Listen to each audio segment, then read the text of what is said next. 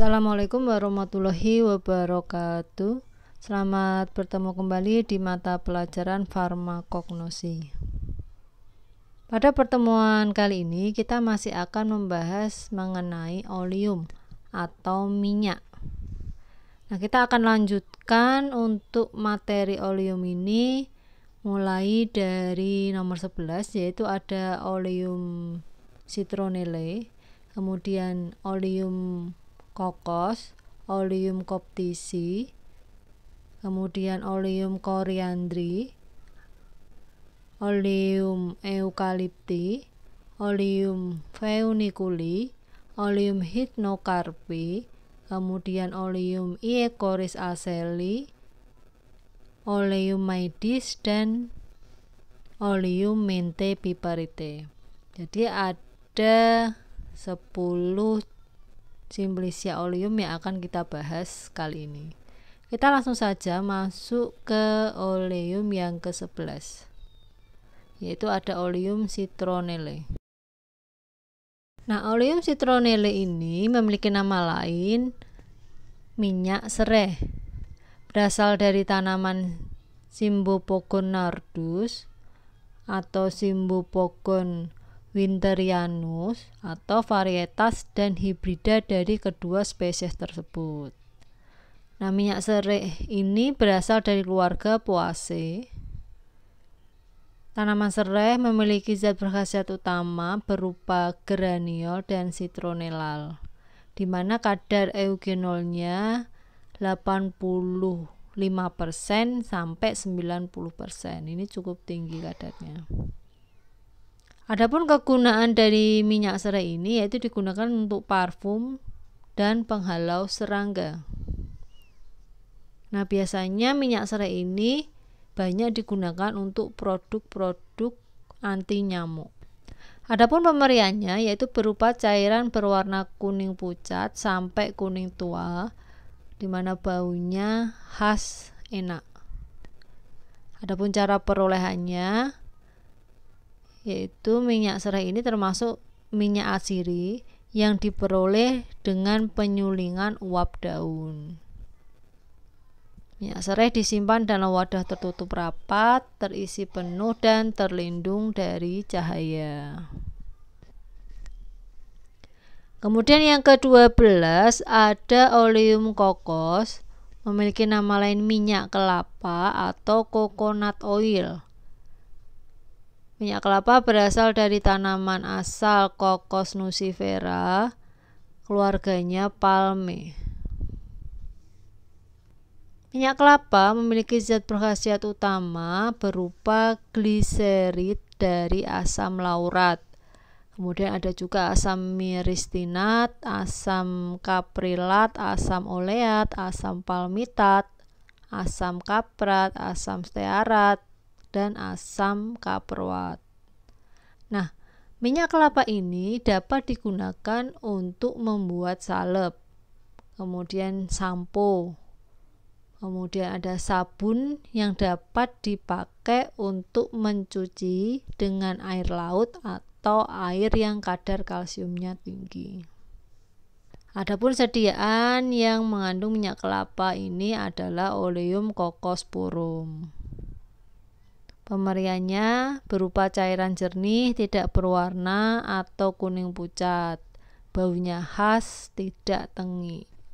Nah, adapun cara memperoleh minyak kelapa yaitu diperoleh dengan pemerasan panas endosperm yang dikeringkan. Nah, kopra atau daging buah kelapa yang telah dikeringkan itu mengandung minyak lemak 60-65% dan air tidak boleh lebih dari 8%. Itu adalah kopra. Nah, di mana kopra ini setelah dipanaskan kemudian diperas dengan tekanan 600-800 kg per cm. Kemudian minyak yang keluar dari perasan tersebut itu didiamkan beberapa lama agar kotoran-kotoran dapat mengendap. Kemudian dimurnikan dengan dikocok dengan larutan kaustik soda encer dan dipanaskan dengan air panas. Kemudian diputihkan dengan norit, disaring, kemudian dihilangkan baunya dalam hampa tinggi dengan uap air yang sangat panas. Nah, adapun cara pembuatan oleum kokos adalah sebagai berikut. Oleum kokos ini yang sudah dimurnikan dengan cara suling bertingkat yang diperoleh dari endosperm Cocos nucifera yang telah dikeringkan, terdiri dari campuran trigliserida yang mengandung asam lemak jenuh dengan rantai atom karbon pendek dan sedang, terutama asam oktanoat dan asam dekanoat. Nah, adapun penyimpanannya yaitu dalam wadah tertutup baik, terlindung dari cahaya, dan di tempat sejuk. Minyak kelapa ini termasuk minyak lemak. Kemudian yang ke-13 ada Oleum coptici, memiliki nama lain minyak mungsi, berasal dari tanaman Carum copticum. Keluarganya Apiaceae, di mana minyak mungsi ini memiliki zat berkhasiat utama berupa timol dan terpen-terpen, di mana kadar timolnya tidak kurang dari 40% V/B. Nah, adapun kegunaan dari minyak mungsi itu adalah untuk isolasi timol dan carminativa. Pemberiannya berupa minyak cair, tidak berwarna atau berwarna kecoklatan, berwarna makin tua pada penyimpanan. Bau dan rasanya mirip timih herba. Adapun cara perolehannya yaitu minyak mungsi ini termasuk minyak atsiri yang diperoleh dengan penyulingan uap buah. Nah, minyak mungsi disimpan dalam wadah tertutup baik. Kemudian yang ke-14 ada Oleum coriandri, memiliki nama lain minyak ketumbar, berasal dari tanaman Coriandrum sativum dan keluarganya Apiaceae, di mana ketumbar ini memiliki zat berkhasiat utama berupa koriandrol atau delinalool. Terdapat pula geraniol di dalamnya. Adapun kegunaan dari minyak ketumbar ini yaitu untuk bahan pewangi dan sebagai carminativa. Pemberiannya bau dan rasa khas ketumbar. Nah, minyak ketumbar ini termasuk minyak asiri yang diperoleh dengan penyulingan uap buah-buah yang dimasak dan kering. Penyimpanannya dalam wadah tertutup baik. Kemudian yang ke-15 ada Oleum eucalypti, memiliki nama lain minyak eukaliptus, berasal dari tanaman Eucalyptus globulus, keluarganya Myrtaceae.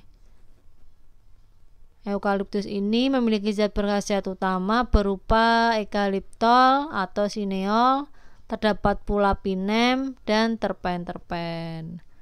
Minyak eukaliptus digunakan untuk germisida, obat batuk, antiseptika saluran pernapasan.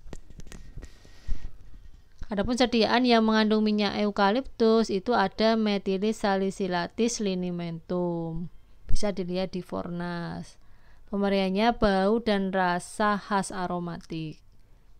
Nah, minyak eukaliptus ini merupakan minyak asiri yang diperoleh dengan penyulingan uap daun-daun yang segar, di mana penyimpanannya yaitu dalam wadah tertutup baik. Kemudian yang ke-16 ada Oleum feuniculi, memiliki nama lain minyak adas, berasal dari tanaman Feuniculum vulgare. Saya ulangi, berasal dari tanaman Feuniculum vulgare, keluarganya Apiaceae. Adas memiliki zat berkhasiat utama berupa anetol dan zat pahit venkon.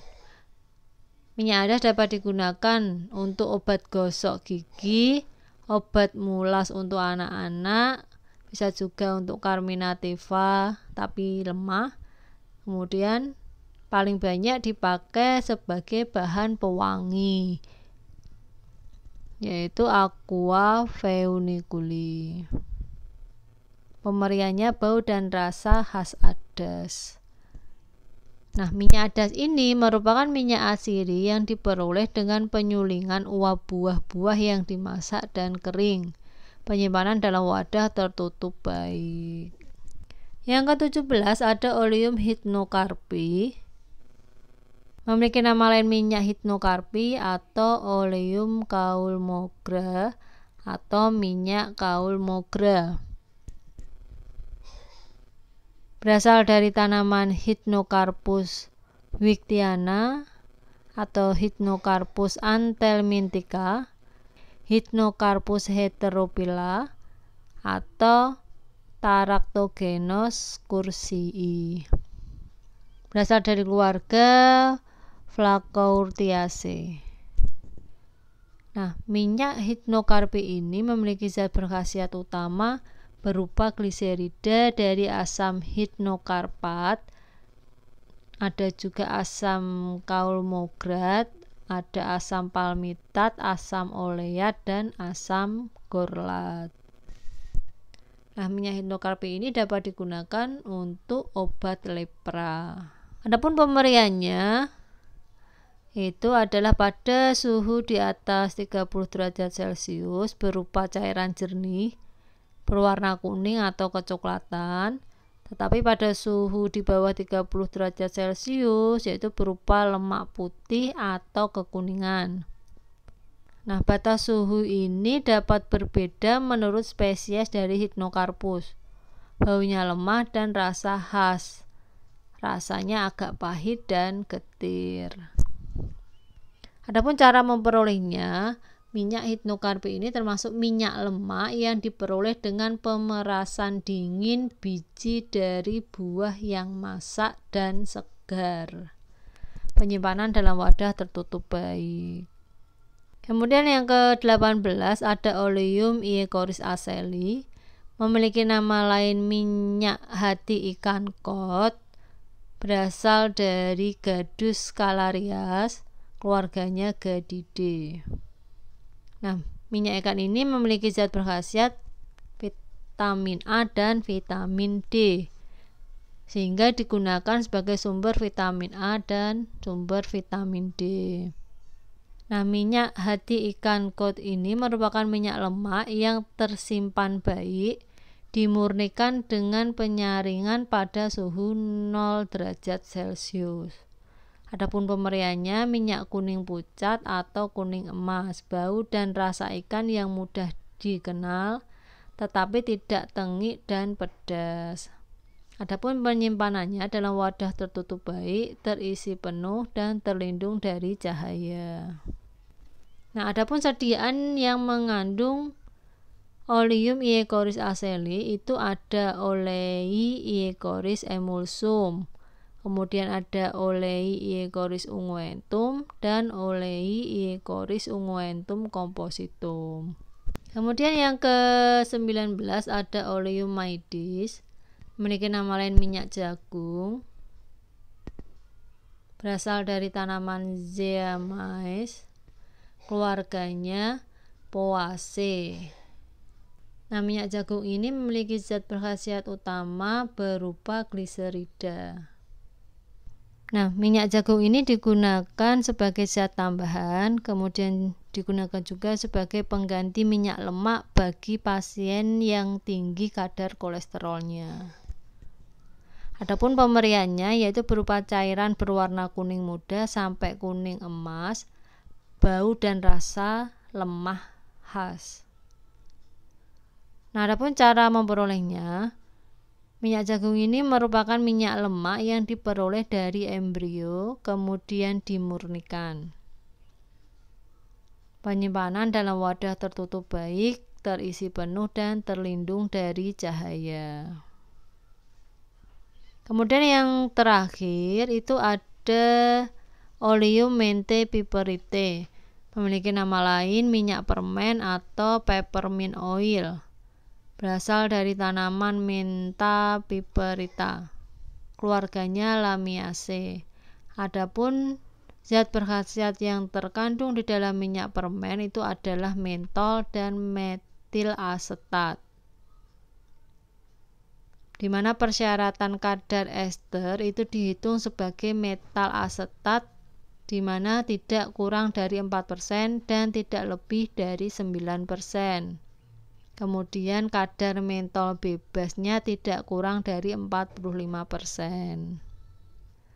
Nah, minyak permen ini digunakan sebagai karminativa, stimulansia, dan sebagai obat mulas. Nah, minyak permen ini merupakan minyak asiri yang diperoleh dengan penyulingan air pucuk berbunga yang masih segar.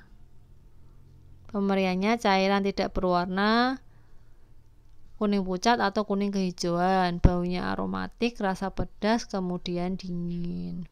Adapun penyimpanannya dalam wadah tertutup rapat, terisi penuh, dan terlindung dari cahaya. Adapun sediaan yang mengandung Oleum Menthe Piperite itu ada 7. Yang pertama, sediaannya Aqua Menthe Piperite. Kemudian ada Aluminii hidroksidi kompresi. Kemudian ada Balsamum album. Lalu Verotonicum solusio. Ada Posio alba. Ada Timoli solusio aromatica, dan yang ke-7 ada Zingsi chloridi gargarisma. Nah, mungkin sekian dulu materi yang bisa Bu Dita sampaikan. Jika ada yang belum jelas atau yang mau ditanyakan, silahkan langsung japri saja lewat WA atau Telegram. Nah, sebelumnya saya ucapkan terima kasih bagi kalian semua yang sudah mau menyaksikan video ini sampai selesai. Sekian dulu. Wassalamualaikum warahmatullahi wabarakatuh.